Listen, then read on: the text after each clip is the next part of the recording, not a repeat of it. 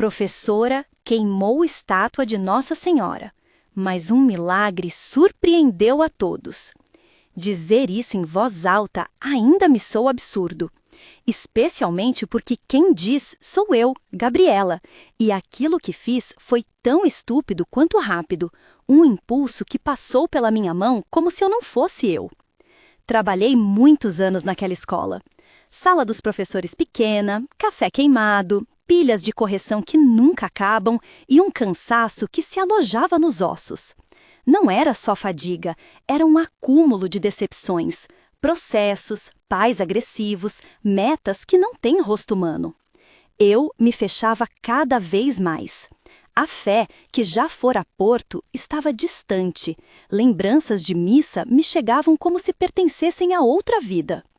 Naquele dia, alguém havia deixado uma pequena imagem de Nossa Senhora sobre a mesa. Era uma resina simples, do tamanho da minha mão, com pintura meio descascada. Alguém trouxe por carinho, talvez para pedir uma graça para um filho. Não sei quem deixou ali exatamente. Fui eu própria que, sem pensar, peguei um isqueiro da gaveta. Não estava pensando em profanar uma crença, eu só queria sentir algo diferente. Acendi uma chama e encostei na base. Vi a tinta estalar, a resina amolecer.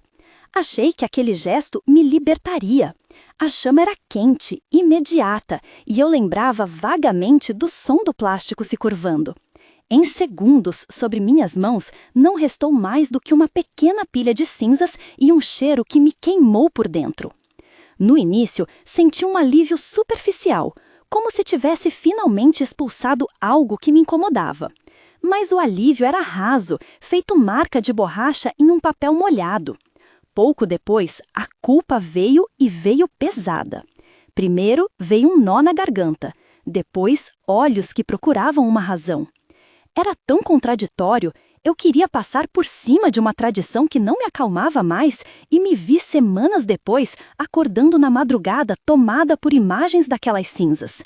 A mente era um moinho. A notícia se espalhou como se alguém tivesse acendido outro fogo. Aquela pilha de restos, a Gabriela fez. Colegas cochicharam. Alguns olharam para mim diferente, outros disseram nada. Alunos perceberam o rumor. A escola, sempre uma cena de pequenas guerras e pequenas ternuras, transformou aquilo em assunto. Não houve acusação direta, mas havia olhares que atravessavam a sala dos professores como lâminas finas. Eu e a minha pequena vergonha. Mas havia algo que eu não esperava. Depois do ato, começaram a surgir sinais que provocavam desconforto. Pequenas coincidências que me arrancavam de qualquer pretensão de normalidade. Um caderno de aluno com um adesivo de uma vela. Um bilhete anônimo num armário, saudade de sentir paz. Uma funcionária, Dona Teresa, que cruzava comigo no corredor e fazia um sinal da cruz quase sem olhar. Uma colega que comentou na frente de todos que levava uma medalhinha da mãe sempre na bolsa. Coisas assim, quase triviais, que funcionavam como espelhos. Naquela primeira semana, entre olhares e cinzas, escrevi no meu caderno de notas uma frase curta. E se eu estiver errada? Aquilo era como uma chave. Procurei na internet à noite por não saber a quem perguntar. Li artigos, relatos de gente que voltou a rezar, testemunhos desconexos em fóruns, talk shows de fé. Achei, por acaso, a biografia de um jovem que usou a internet para espalhar devoção à Eucaristia. O nome dele vinha com foto. Houve um momento, talvez o mais estranho de todos, em que senti algo invadir o ar da capela. Um cheiro de incenso que não vinha do altar. Ou uma luz que atravessou a vidraça, de forma que o rosto da imagem ficou quase transparente. Senti uma emoção que não queria nomear. Olhei ao redor. Ninguém mais havia percebido com aquela intensidade. Aquilo me fez recuar e, ao mesmo tempo, abrir um espaço dentro de mim que eu não sabia existir. Não fui eu que decidi ir à confissão, mas era como se cada coisa solta e maldizente dentro do meu peito pedisse um diálogo. Confessar-se foi humilhante e, ao mesmo tempo, leve. Entrei no pequeno sacrário da igreja, sentei, ouvi a respiração do padre do outro lado do biombo e falei. Falei com palavras simples, sem defesas. Não precisei de discursos para explicar o gesto com a estátua. Disse que havia feito algo que me envergonhava, que buscava explicação e não encontrava. O padre não me falou que eu estava condenada. Falou que o arrependimento era um caminho possível e que a reparação a seguir seria um passo concreto. Reparar, ele disse, não apaga, mas transforma. Saí dali com os joelhos moles e uma sensação de que pela primeira vez havia lançado um pouco de luz naquela sombra. Na escola, as coisas continuaram estranhas. Alguns colegas ainda não falavam comigo. Outros sorriam com a naturalidade de quem quer seguir o trabalho. Alunos, contudo, são um espelho com pouca estética, não fingem. Houve um dia em que um menino, Lucas, me entregou um desenho tímido. Era ele, com lápis, desenhando uma vela acesa e um pequeno coração. "Professorinha, eu fiz para a mãe", disse ele, com os olhos que brilham quando não estão habituados à mentira. Lucas tinha problemas em casa. Às vezes vinha sem comer, outras vezes com um cansaço que não evapora com férias. Eu sempre fui prática com ele. Provas, leitura, tarefas. Naquele dia, peguei o desenho e senti um peso novo na garganta. Não sabia se era culpa ou o princípio de um arrependimento que começava a tomar forma em afetos. Enquanto isso, em casa, minhas noites se enchiam de leitura. Havia algo que me prendia em testemunhos de pessoas que, em circunstâncias diversas, voltavam à Eucaristia e à presença. Não era só o rito, era a ideia de que se pode voltar ao centro. Li sobre jovens santos, sobre homens que encontraram caminhos através de pequenos gestos de caridade. Um texto de um jovem que usava a internet para aproximar pessoas da missa me chamou a atenção, não por heroísmo, mas por ingenuidade alegre. Não era tipo de leitura que eu havia feito há anos. Ainda assim, cada página me deixava menos certa do que pensava saber. A pergunta que me atravessava a cada manhã era simples e dura. O que eu faria para reparar? Comprar uma nova imagem? Escrever uma carta de desculpas? Fazer um gesto público de reconhecimento? Reparo é uma palavra que soava concreta e vazia ao mesmo tempo. Eu pensava em substituir a peça destruída, em levar à escola outra imagem, uma bonita, talvez polida e revestida de intenções. Mas sabia também que o problema não era a imagem, era o que ela representava para mim e para os outros. Comecei então a fazer pequenos gestos que me envergonhavam por simples. Deixei um bilhete na sala dos professores pedindo desculpas sem dizer exatamente por quê. Comprei um pacote de velas e coloquei na capela da escola sem assinar. Peguei um tempo para conversar com Lucas, perguntar por sua mãe, oferecer um lanche quando via que precisava. Gestos concretos, sem palanque. Aos poucos, notei que as pessoas respondiam com naturalidade diferente. Dona Teresa agradecia com olhos mais iluminados. Uma colega me sorriu de maneira que não era apenas cordial. Um aluno me abraçou na despedida, leve e sem desconfiança. Mesmo assim, nada parecia resolver o que corria por dentro. Minhas noites continuavam ocupadas por imagens. A chama pequena que me pareceu soberana, a resina derretida, o cheiro. Às vezes me pegava tendo medo de que aquilo virasse algo maior, um escândalo, um processo, uma demissão. Outras senti o peso de minha fragilidade frente à fé alheia. Era difícil conviver com a ideia de que minhas mãos haviam tocado a expressão de alguém e a reduzido à fumaça. Foi numa manhã chuvosa, com o corredor cheio de crianças encharcadas e casacos pendurados, que percebi algo diferente. Um bilhete na minha mesa, escrito com a letra errática de um aluno. Não dizia muito, apenas: "Se precisar, eu posso ouvir". A frase era curta, mas ofereceu-me mais do que imaginava. À tarde, quando o sol resolveu se mostrar entre nuvens, encontrei Lucas no pátio, escondendo algo num bolso. Era uma pequena embalagem de papel com dentro uma vela. "Achei na casa da avó", disse ele envergonhado. "Achei que poderia ajudar alguém". Não perguntou a quem, ofereceu como se a vela fosse remendo para qualquer ferida. A vela me levou de volta à capela. Acendia defronte à imagem queimada. Ainda havia no fundo do armário da capela restos de outros símbolos, algumas velas gastas, um crucifixo. Fiquei um tempo ali, olhando a chama. Era pequena, como eu me sentia, e, no entanto, eu a mantive acesa. Pensei em como o fogo pode destruir e, ao mesmo tempo, iluminar. Lembrei de uma frase que ouvi de alguém em conversa casual na sala dos professores. O fogo que arranca também pode revelar. Não sei quem a disse, talvez tenha sido Dona Teresa ou alguém mais velho. A frase pegou fundo. Os dias seguintes foram marcados por um crescendo de sensações ambíguas. Pessoas vinham até mim para pedir orientações de estudo, outras evitavam o meu olhar. A mídia local não sabia do incidente e, felizmente, nem precisava saber. Havia ali, no entanto, um murmúrio que não se apagava. Coincidências que insistiam em tocar. Um aluno trouxe uma folha recortada com um trecho do Evangelho na mochila. Uma mãe me agradeceu por uma conversa que eu mal lembrava ter tido. Alguém colocou um pequeno cartão com a imagem de Nossa Senhora na porta da sala dos professores. Ninguém sabia quem. Em meio a isso, tive um encontro que mexeu comigo de modo singular. Um ex-aluno, agora maior, apareceu na escola para visitar o antigo mural de fotos. Chamava-se Pedro. Tinha sido um daqueles garotos difíceis, com um mundo complicado e poucas oportunidades de escuta. Encontramo-nos por acaso no corredor. Ele me olhou, hesitou e então me falou com uma calma que não esperava. Professora, eu sei que a senhora passou por umas coisas aqui. Só queria dizer que, depois de deixar a escola, comecei a escutar as coisas que dizia, mesmo sem entender, e isso me ajudou. Fiquei sem saber responder. Ele falou pouco mais e seguiu. Não fez referência ao incidente nem à imagem, mas naquele instante a vida real deu um recado.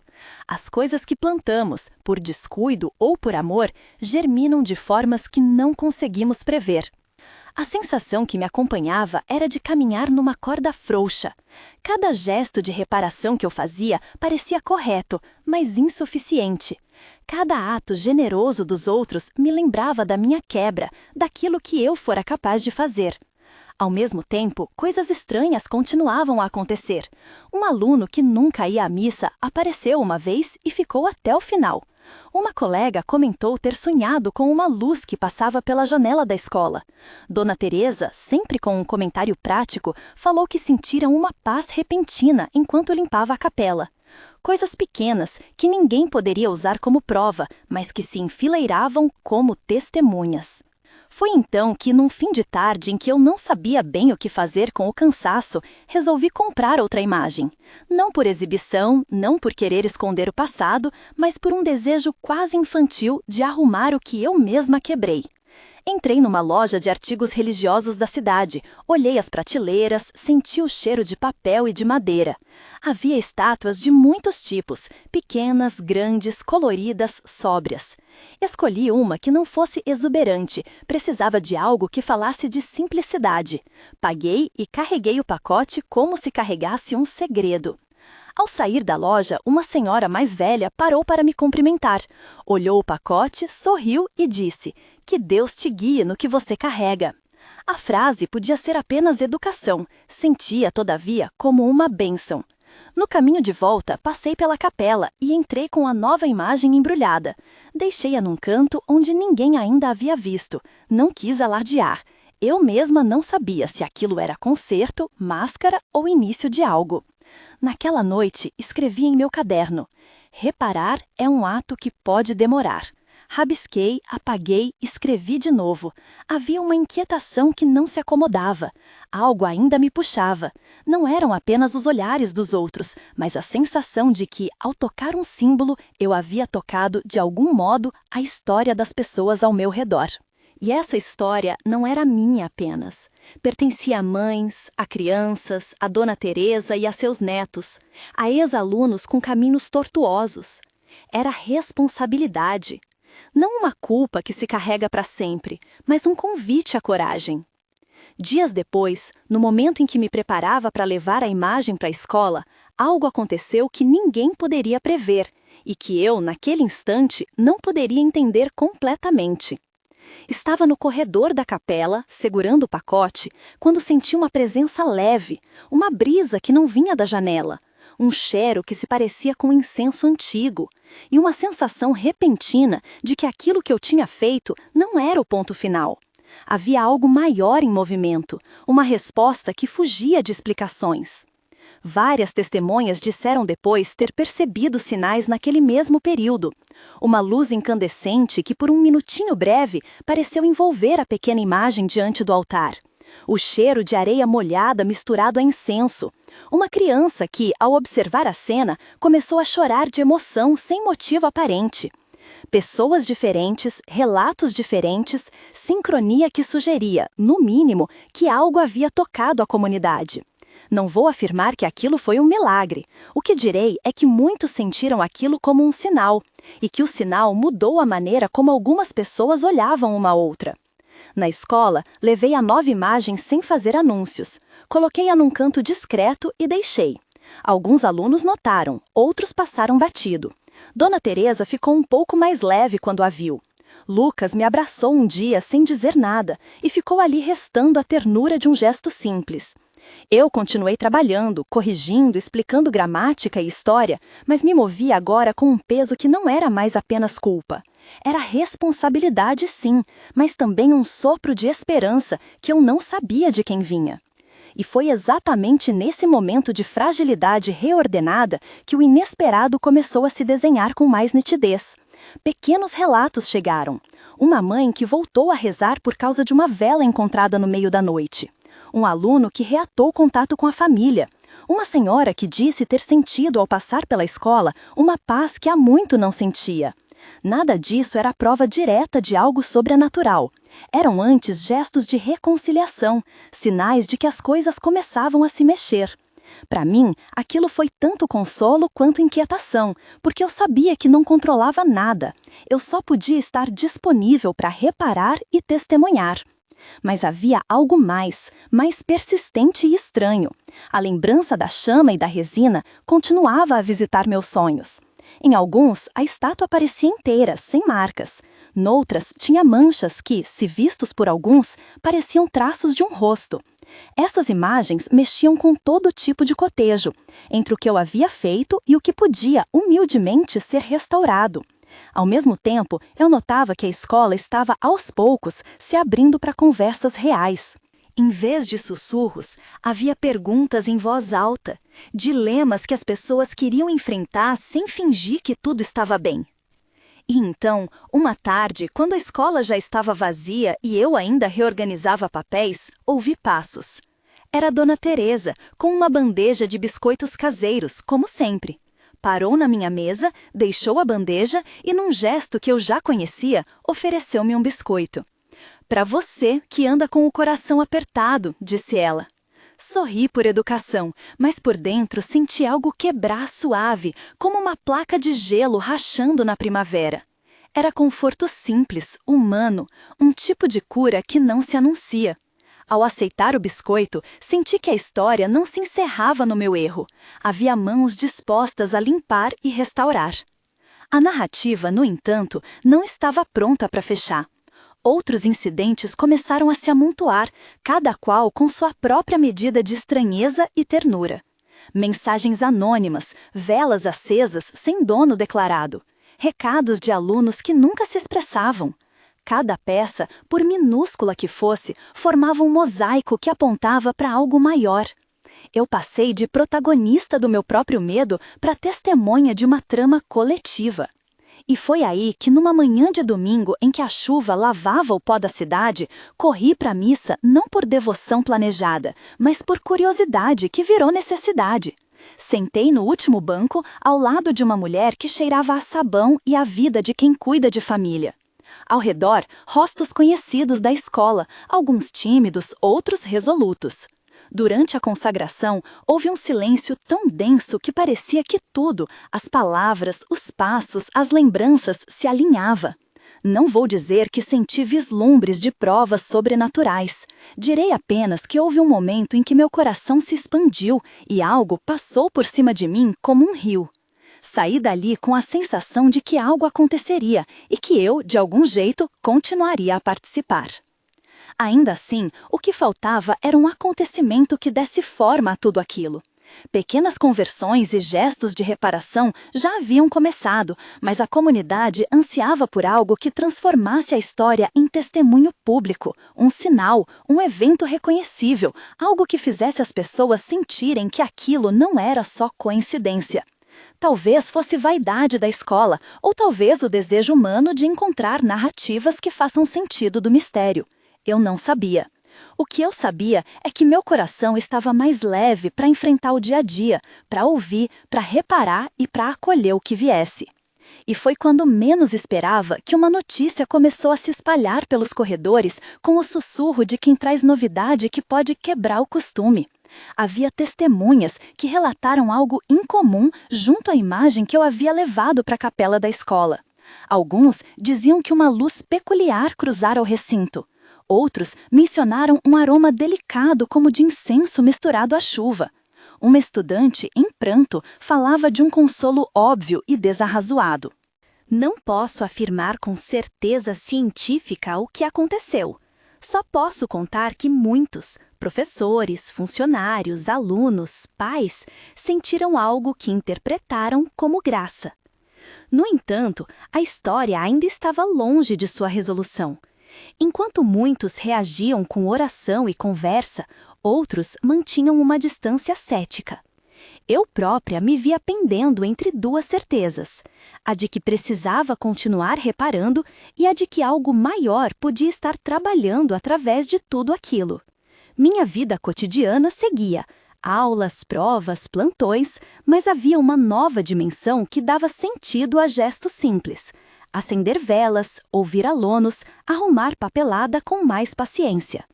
E enquanto eu tentava equilibrar a razão e o espanto, percebia que a comunidade começava a se reorganizar em torno de um mistério que ainda não tinha nome. A partir daquele ponto, as peças começaram a se mover em direção a algo que uniria as histórias. Pessoas que antes se mantinham distantes passaram a se reunir na capela. Conversas que antes eram sussurros viraram pedidos de oração em voz alta. Dona Teresa, sempre discreta, passou a orar mais abertamente. Lucas, com sua vela, deixou de escondê-la e passou a mostrar pequenos cartões de oração que fazia na sala. Eu, por minha vez, ainda tentava entender meu papel. Era a responsável pelo ato, sim, mas também testemunha de algo que escapava à minha vontade. E é nesse ponto que deixo a narrativa por hora. Ainda não é o fim. Há uma tensão no ar que precisa ser vista com calma. Sinais, conversões pequenas, falações, ceticismo e um desejo comunitário por algo que dê forma ao inexplicável. O que vem a seguir envolve um acontecimento que muitos chamarão de milagre e outros descreverão como mera coincidência. O que eu posso garantir é que até aqui minha vida mudou. Da indiferença inicial ao gesto impensado, passei a uma disposição de reparar, de ouvir e de viver com mais humildade. E, ao mesmo tempo, reconheço que aquilo que se aproxima pedirá discernimento, oração e coragem, tanto minha quanto de todos que estiveram por perto. Se essa história está tocando você de alguma forma, inscreva-se no canal e fique comigo até o fim. Há algo que preciso contar sobre o que aconteceu depois e talvez isso fale com o seu coração também. Aquela semana abriu caminho para encontros inesperados. O burburinho cresceu, mas não como em fofoca barulhenta. Era um movimento quase tateante, como se a escola inteira tentasse reconhecer algo que não cabia em palavras fáceis. Pessoas que raramente iam à capela começaram a aparecer. Alunos que nunca se emocionavam trocavam olhares. Pais queriam conversar. Eu, no meio disso, sentia uma mistura de medo e responsabilidade. Tinha feito o dano e agora via que não era apenas consertar uma peça, mas cuidar de histórias que a peça representava. Decidimos preparar uma pequena vigília na capela da escola, algo discreto, com professores, funcionários, alguns alunos e pais que manifestaram interesse em acompanhar. Não foi algo oficial, nem anunciando pompa. espalharam-se convites simples com papel sulfite e frases como "Venha rezar conosco". Eu levei a imagem que comprara e a coloquei num tecido limpo, segurando o pacote como se ainda fosse frágil. Nunca houve intenção de transformar aquilo em espetáculo. Só quis que aquele objeto novo estivesse presente, como sinal de reparação silenciosa. Na noite da vigília, a capela encheu de passos tateantes. Havia velas no chão, vozes que sussurravam salmos, o cheiro de café vindo da cozinha, onde Dona Teresa preparava biscoitos para quem ficasse até tarde. Coloquei a imagem no pequeno altar improvisado e fiquei ao fundo, com as mãos que tremiam um pouco. O padre da paróquia, um homem de fala pausada e olhos que pareciam atravessar à pressa, veio rezar conosco. Ele não fez alarde, fez uma bênção curta, falou sobre arrependimento e misericórdia e pediu que todos rezássemos pela escola e pelas famílias. O que aconteceu naquela noite não foi um espetáculo fácil de confirmar. Houve testemunhas que, depois, descreveram experiências parecidas. Um brilho que parecia emanar do tecido onde a imagem repousava. Um aroma delicado no ar, diferente do incenso habitual, algo que lembrava chuva e terra. E um silêncio denso, não vazio, mas cheio, como se cada palavra fosse absorvida e transformada. Para mim, aquilo chegou como um calor que não queimava, uma paz que primeiro invadiu o peito e depois desceu até os joelhos. Não sei explicar com termos racionais, sei apenas o que senti. Uma calma que não era minha, mas que me acolheu. Algumas pessoas, na saída, comentaram entre si com vozes baixas. "Você também sentiu?" Outros negaram, com prudência. O padre, na segunda-feira seguinte, nos chamou para uma conversa curta. Disse com gentileza que era preciso discernir. Nem tudo o que toca o coração provém de milagre extraordinário, mas tudo pode ser ocasião de graça, de conversão. E pediu que conservássemos equilíbrio e oração. Era um conselho que eu entendi como um convite a seguir humilde, não a proclamar sinais. Entre os que relataram algo naquela noite, havia uma mãe, Rosa, que me procurou dias depois. Ela era uma mãe de 2 meninos, sempre presente nas reuniões, mas havia semanas não vinha à escola, porque estava enfrentando um distanciamento com a filha mais velha, que vivia em cidade vizinha. Na vigília, enquanto rezava, disse que sentiu um empurrão no peito, um chamado para ligar. Naquele mesmo dia, decidiu telefonar e depois de muitos minutos de silêncio, ela falou com a filha. Foi uma conversa difícil, de perguntas e desculpas e um choro que varou a madrugada. Eles reataram o contato e algumas semanas depois vieram à escola trazer bolos para partilhar com a equipe. Quando me abraçou, falou baixinho. Aquela noite foi sinal para mim. Não sei dizer o que foi, mas foi ponte. Ao ouvi-la, vi que o chamado havia gerado uma reparação concreta, conversas remendando o tecido familiar. Tivemos também testemunhas mais diretas entre os alunos. Lucas, que sempre desenhava velas e guardava segredos como se fossem pedras preciosas, começou a aparecer com mais tranquilidade. Numa reunião em que discutíamos formas de apoiar famílias em dificuldade, ele entrou tímido e pediu para falar. Disse com voz pequena que depois daquela vigília resolveu tentar falar com o pai que estava distante havia meses. Levou um bilhete que escrevemos juntos, chamou a mãe no portão de casa de tarde e entregou. Não vou dizer que a história de Lucas virou filme da noite para o dia. Há registros de reconciliações longas e cheias de idas e vindas. Mas ele contou que houve um início, um gesto que abriu caminho para conversas, visitas e um convite para o pai participar de uma reunião escolar. Para uma criança de 9 anos, aquilo foi um milagre íntimo, o retorno de um olhar paterno, o fim de noites mais pesadas. Vê-lo sorrir mais na sala foi uma prova de que pequenos sinais podem carregar consequências grandes. Entre os casos relatados, alguns surpreenderam pela simplicidade. Uma funcionária da cantina que dizia sempre não ter tempo para a capela, afirmou numa tarde que sentira uma vontade forte de rezar e, por isso, acendeu uma vela. Outra professora, que sempre foi cética com rituais, passou a colocar no bolso um pequeno cartão de oração que a lembrava de perdoar. Essas mudanças não chegaram com fogos, alicerçaram-se em rotinas menores. Vi então o milagre como um conjunto de gestos, pessoas escolhendo olhar para suas faltas, reconciliar-se, procurar consolo. Claro que houve vozes contrárias, e eu entendo quem as tenha. Um diretor da escola, preocupado com a imagem institucional, aconselhou cautela. Pediu que não divulgássemos nada além do necessário e que evitássemos alimentar especulações. Alguns pais expressaram preocupação de que aquilo pudesse virar folclore. Em conversas com colegas, ouvi também o cuidado pastoral do padre, que insistia na necessidade do discernimento comunitário, exame das motivações, oração e prudência. Tudo isso, longe de me desanimar, serviu como uma realidade que me ajudou a não me perder em entusiasmo.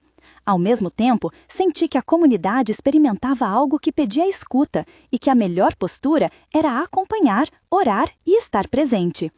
Houve um episódio que ainda hoje me toca quando penso nele.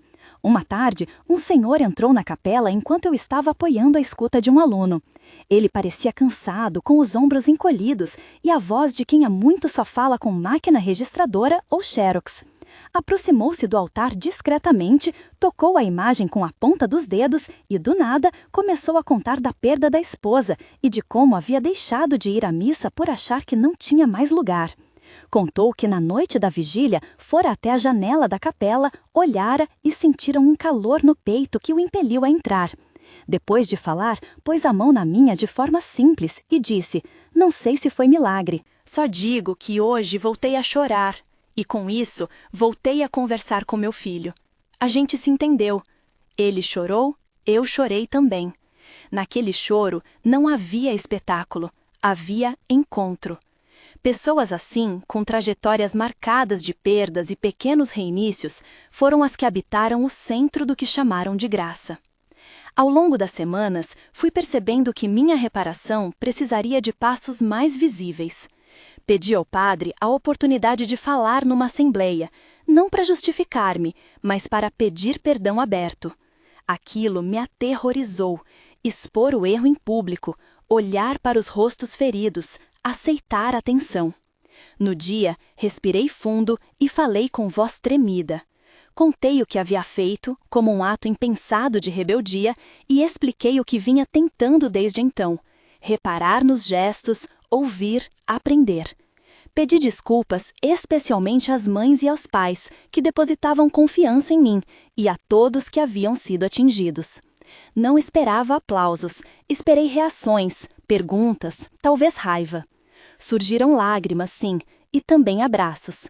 Alguns professores me disseram que eu havia tido coragem, outros ficaram em silêncio. A partir daquele momento, a relação com a comunidade foi pedida para ser de honestidade renovada. O padre, depois de me ouvir, falou diante da assembleia de maneira que jamais esquecerei. Não para eximir-me da responsabilidade, mas para colocar tudo em perspectiva. Errar não anula nossa capacidade de servir. O que pedimos hoje não é espetáculo de perdão público, é responsabilização e conversão. A graça se encontra na reparação verdadeira. Ele sugeriu que me dedicasse a um projeto na escola que olhasse por alunos em vulnerabilidade, um trabalho prático onde eu pudesse traduzir o arrependimento em cuidado diário. Aceitei. Talvez tenha sido uma espécie de penitência transformadora, ou talvez fosse apenas a providência me puxando ao serviço. Assim, comecei a coordenar um pequeno grupo de apoio para famílias, encontros mensais, escuta e encaminhamento para serviços que pudessem ajudar com bolsas, alimentação, orientação. Não era algo que eu fizesse com bandeira, era trabalho de rotina, de responder chamada, de lembrar reuniões, de enviar mensagens. Descobri que esse retorno ao serviço, de onde vieram todas as tensões, era também caminho de cura. Ser útil, escutar, orientar, apoiar foi o remédio surpreendente que emergiu. Eu, que tinha tentado escapar atirando cinzas, agora me encontrava na tarefa de juntar pedaços, de costurar retalhos de histórias. Com o tempo, as conversas passaram a ser menos sobre o que aconteceu e mais sobre o que estamos fazendo com o que aconteceu. Pais começaram a participar mais ativamente nas atividades, trazendo propostas e oferecendo habilidades. A escola transformou o episódio em oportunidade. Criamos uma oficina de leitura para mães, um mutirão de pintura na capela, um jornalzinho com histórias de quem havia recebido ajuda. Essas ações, pequenas, foram notando um retorno de confiança.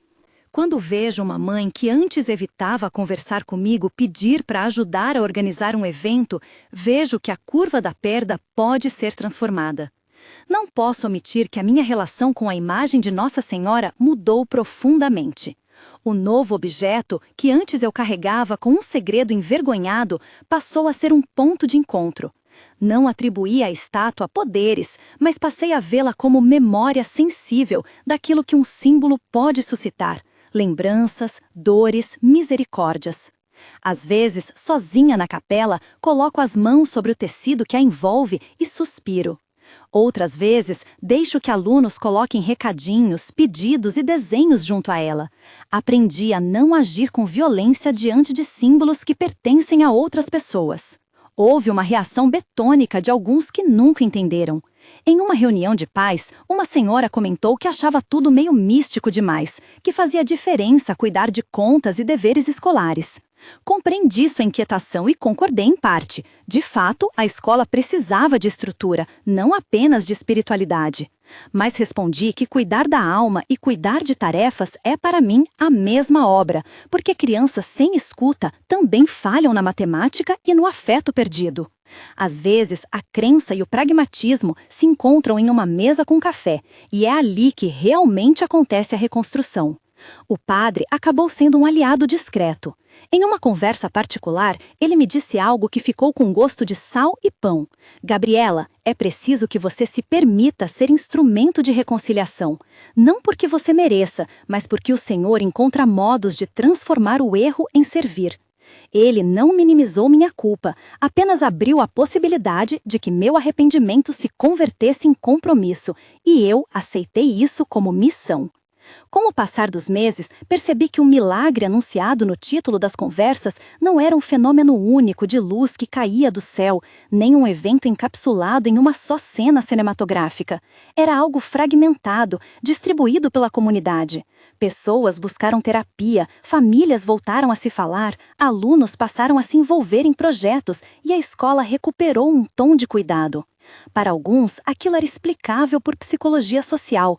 Quando um acontecimento nos choca, precisamos de uma narrativa para dar sentido, então procuramos sinais. Para outros, era manifestação de algo divino. Eu não me enredava em rótulos, preferia acompanhar as pessoas nas suas escolhas de bem. Uma das cenas que mais me marcou foi a de uma reunião da pastoral escolar. Lá estava a Dona Teresa com seu jeito prático e um jovem ex-aluno, Pedro, que havia voltado à cidade com um emprego estável. Ele se juntou a nós e, ao microfone improvisado da sala, falou sobre o gesto de uma professora que anos atrás acreditou nele e o ensinou a ler. Contou que havia tido uma crise familiar e que, por influência de encontros na capela, decidiu retomar o contato com a mãe. As palavras de Pedro foram simples, mas cortaram meu peito. Minha mãe me perdoou. E eu perdoei. Foi uma cena de reverberação. Aquilo que, em parte, eu havia ajudado a provocar com o meu trabalho, agora voltava em forma de testemunho. Havia fragilidade, sim, havia também uma esperança que se espalhava. O que mais continuo aprendendo é que reparar não é apagar. Não há como desfazer o que fiz, e eu não tentei esconder isso. Em vez disso, optei por transformar a vergonha em serviço. Quando as pessoas me perguntam como me sinto hoje em relação ao episódio, digo que me sinto com a responsabilidade viva, uma chamada para estar presente nas pequenas coisas. Às vezes, ser professora é trocar bilhetes com um aluno que não fala em casa. Outras é escrever uma recomendação para quem quer trabalhar. É, sobretudo, lembrar que as palavras e os gestos têm peso. Não posso, nem devo, dizer que tudo se resolve em certo ponto. Há marcas que acompanham. Em algumas noites, quando a rua está silenciosa e eu passo pela capela, meu corpo lembra a chama que acendi. Nessas horas, eu rezo. Rezo pedindo força para não repetir a violência, para construir e não destruir. Rezo pedindo que o que brotou daquela dor continue produzindo frutos de compaixão. E rezo por aquelas famílias que ainda caminham em percalços, porque sei que a reconciliação é processo, não instantâneo. Uma coisa que a experiência me ensinou foi o valor de pequenos rituais que retêm memórias. Mantemos na capela um caderno onde qualquer pessoa pode escrever pedidos de oração ou agradecimentos. Passo por ali e leio as palavras infantis de quem desenha corações, as frases curtas e trêmulas de quem reata um vínculo, os testemunhos anônimos de quem sentiu uma presença. Esse caderno é um mapa de como as coisas mudaram. Nele, há páginas brancas que, eventualmente, se enchem de escrita. E é ali que vejo a consolação do passo a passo. Não há clímax definitivo, há ficções e verdades entrelaçadas. Há quem busque explicação e queira uma conclusão categórica. Eu não a tenho. Posso apenas relatar o que vivi e como a comunidade reagiu. O que muitos chamaram de milagre foi para mim um conjunto de sinais que motivaram conversas, encontros e, sobretudo, conversões pequenas. Alguns padres e pessoas de fé chamariam aquilo de graça. Outros, como disse, poderiam preferir termos psicológicos. Para os dois lados, permanece um convite, ficar aberto ao mistério e agir em consequência. Hoje, ao caminhar pelos corredores da escola, noto mudanças que não cabem em manchetes, mas que são reais. Alunos que param para conversar, pais que vêm à reunião com alguma disposição, colegas que oferecem ajuda sem esperar aplauso. Dona Teresa continua a trazer bolos, a oferecer um olhar que diz mais do que palavras. Lucas desenha velas em capas de caderno e, quando me encontra, sorri com a alegria leve de quem sente que as coisas talvez deem certo. Os gestos miúdos continuam sendo a medida mais eficiente de cura. Minha prática de fé também retomou um compasso mais humilde. Volto à missa com menos pressa. Sento por alguns minutos depois da comunhão. Passo pela capela para uma oração curta antes de aulas longas. Não busco sensações extraordinárias, busco firmeza para agir. Às vezes, ajoelho-me, fecho os olhos e digo um pedido simples. Senhor, faz com que eu não destrua e sim que restaure. Essa prece é prática e, sem alarde, tornou-se rotina. Em alguns dias, acrescento um pedido a Nossa Senhora, não como quem deposita mágica, mas como quem confia em intercessão maternal. Um gesto de quem aprendeu a valorizar sinais e gestos. No fim, o que começou com minha mão e um isqueiro não terminou com um espetáculo. Transformou-se em uma trajetória de responsabilização, de reparos e, para muitos, de encontro. O milagre que surpreendeu a todos foi menos uma luz que incide sobre uma estátua e mais uma sucessão de sim de pessoas que escolheram amar de novo. Uma mãe que ligou, um pai que voltou, um aluno que encontrou caminho, uma funcionária que retomou a oração. Para cada pessoa que viu luz e cheiro naquela vigília, há outra que viu apenas um espaço onde a comunidade resolveu olhar para si. Ambos os relatos têm valor. Se algo desta história fica comigo como lição, é que o fogo ao qual recorremos por raiva pode queimar, mas a mesma imagem do fogo nos lembra também de luz que orienta. O que fiz foi errado. O que me foi dado depois foi oportunidade. Deus, se me permite usar essa palavra, não se deixe enclausurar por nossos erros. Parece trabalhar, por vezes, no que sobra deles, como quem transforma cacos em mosaico. Eu não reivindico mérito, apenas testemunho gratidão e responsabilidade. Se você chegou até aqui e sentiu algo, dúvida, consolo, raiva, esperança, convido você a refletir. Que gestos de reparação você pode assumir nas suas relações? Talvez não haja uma capela por perto, mas há sempre uma mesa para sentar, um bilhete para escrever, um telefonema para fazer. Reparar é serviço concreto e silencioso. É abrir mão do orgulho por um instante e trocar por presença. Se esta história tocou seu coração, curta este vídeo, compartilhe com alguém que precisa ouvir uma palavra de esperança e inscreva-se no canal. Aqui trazemos relatos de gente que erra e tenta reparar, testemunhos de pequenas conversões e passos de fé. Agradeço por ter acompanhado até este ponto.